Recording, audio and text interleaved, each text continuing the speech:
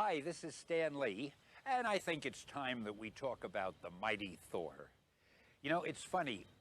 I had created a number of superheroes for Marvel, and I worked mainly with a wonderful artist named Jack Kirby. And one day, Jack and I were talking. We wanted to do another hero, and Jack said, well, what can we do now? We've got the Hulk, who's the strongest guy in the world, and we have Spider-Man, who climbs walls, blah, blah, blah. Who can we get that's even bigger and better and stronger? And it occurred to me, the only thing we could do, perhaps, is come up with a god. I thought it would be fun to make a god a hero. So I'm not the world's greatest authority on gods, but I brushed up a little on the Roman gods, and I said, we've seen a lot of them. Looked into the Greek gods, well, everybody knows them. And then I stumbled on the Norse gods, and I realized they're not as well known. So I was reading about them, and then I came across the mighty Thor, god of thunder.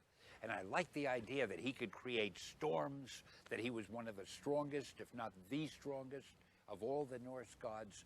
And I especially liked the idea that he had a hammer. And I figured, what a weapon.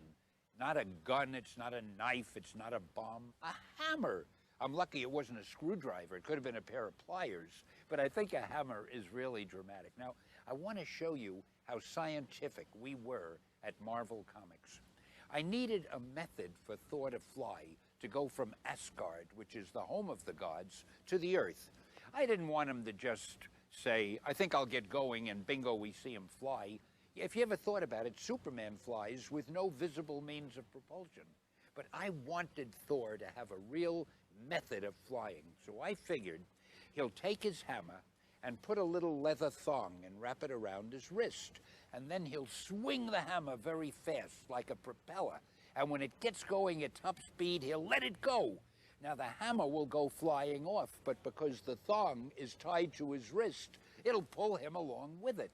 So you see, everything I ever wrote was scientifically sound, and nobody could criticize it or fault it.